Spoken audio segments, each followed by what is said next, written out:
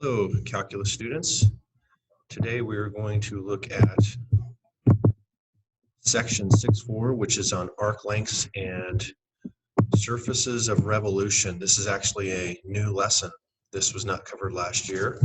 I always kind of feel like it should be, but it's not. There's just not enough time.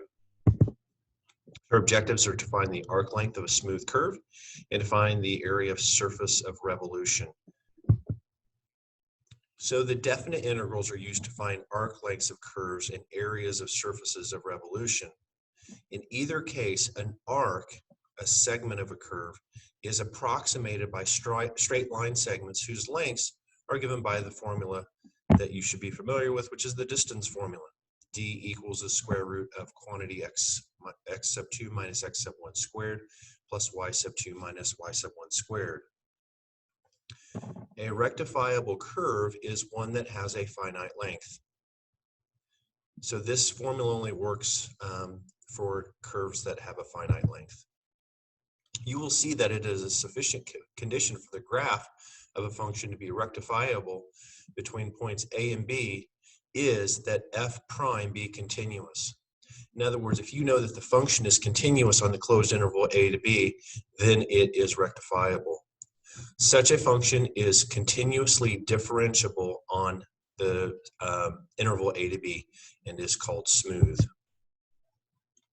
Consider the function y equals f of x that is continuously differentiable on the interval from A to B. You can approximate the graph of f by n line segments whose endpoints are determined by this partition.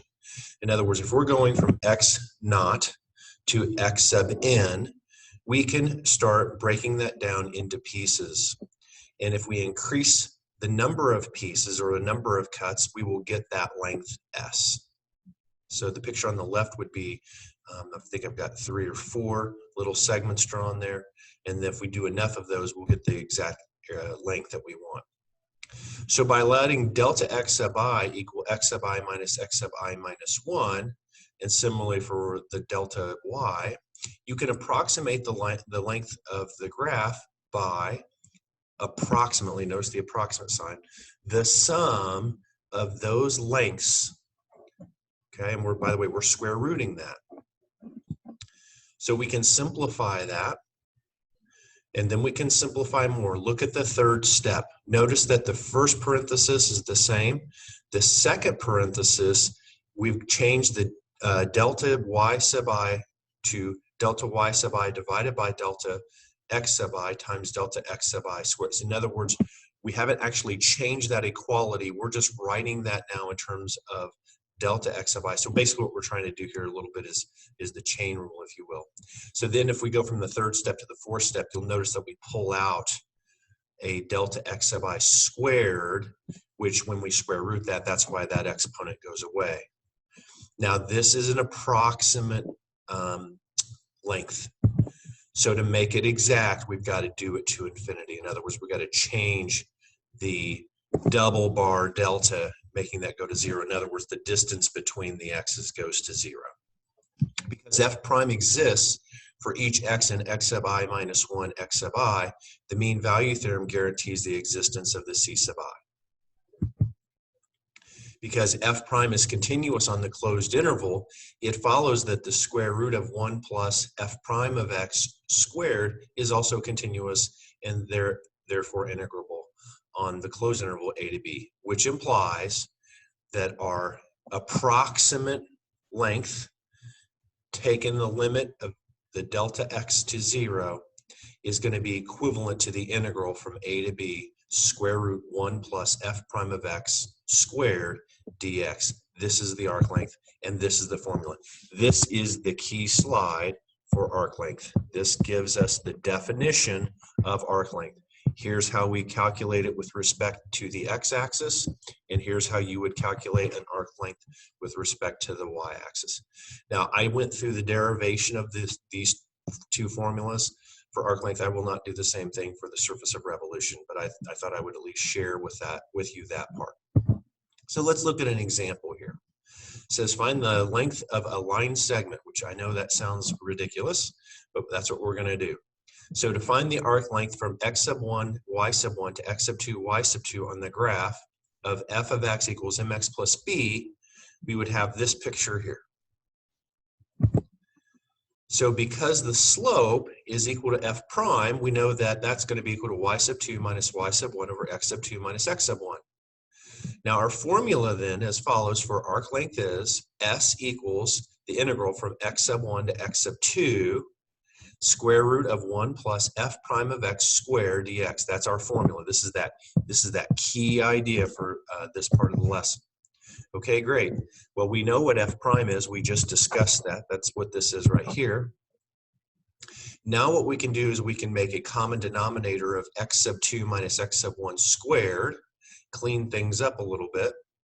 And now, oh, and by the way, this is actually after the integration piece is done. So we've already integrated. Now we're just substituting x sub 2 in for x sub 1. So now we replace all of those values. And we get the square root of the quantity x sub 2 minus x sub 1 squared plus y sub 2 minus y sub 1 squared, which is precisely what we were hoping we would get. Remember, we were talking about the distance, the length, the distance between 2 points on a straight line. Well, I would hope that it turns out to be our distance formula. In fact, that's one way you could derive the formula, if you will. Okay, so let's go ahead and look at, and I guess before I move on to this lesson, this I know is kind of a trivial example. However, it does kind of solidify another way of seeing where that distance formula comes from. Also, that formula that I gave you for arc length applies to any differentiable smooth curve that you want to do, and that's what you're going to do in your homework. Okay, so let's talk about area of surface of revolution. So think of it this way. So we've already talked about what the volume of revolution. Now let's pretend that we're not interested in the volume. Let's say we just want the surface area of that revolution. That's basically what we're doing. If the graph of a continuous function is revolved about a line, the resulting surface is called a surface of revolution. The area of the surface of revolution is derived from formulas from lateral surface area of a frustum of a right circular cone. We're not actually going to derive that. I'm going to go ahead and skip that part. But this is that shape that I just said, the frustum. And this is how that formula comes. So you got your little r, or your r sub 1, and then your r sub 2, the axis of revolution. Then there's that length that we've already talked about. When the line segment is revolved around the axis, it forms a frustum of a right circular cone. And the lateral surface area of a frustum is known as the following. And here we've got our averages of the radiuses. So basically you got to take the r sub 1 and the r sub 2, and we got to find the average of those two. Now suppose the graph of f is a continuous derivative of an interval a to b and is revolved around the x-axis to form this surface of revolution. Here again now is our key formula for the day, the definition of the area of the surface of revolution. Now note, we've already seen this formula, right? I guess I should put the integral in there with it. That was for arc length. So that piece of the formula is calculating the arc length. But if we go back to this formula here, we see that there's this 2 pi r in there as well. So there's a 2 pi r. So it kind of makes sense. And if you're still wanting some more clarification on where this formula comes from, please feel free to look at the text. It goes through the derivation of the formula.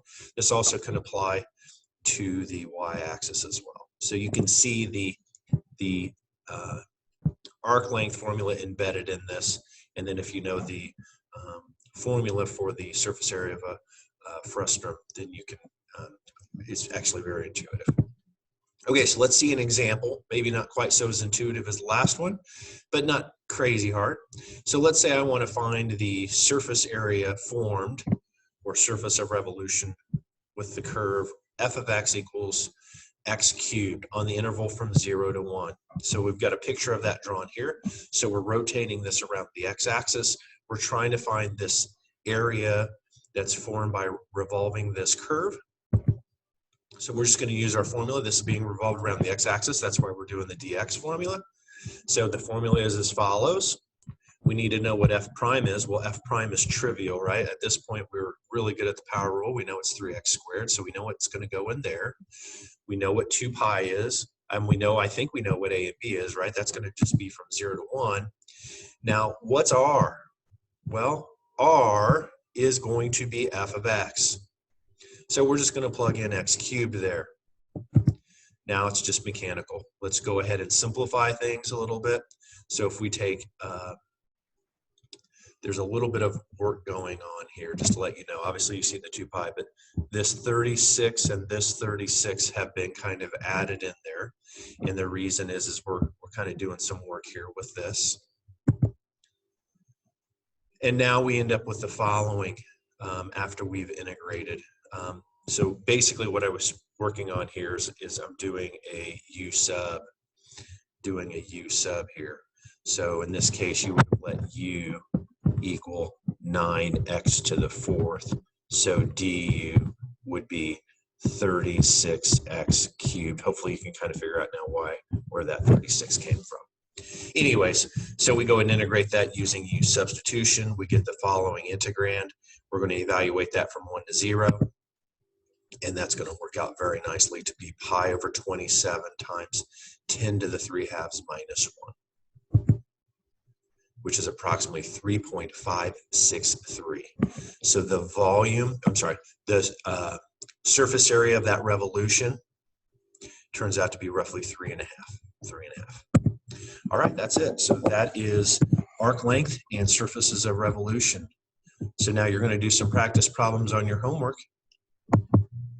Have a great day.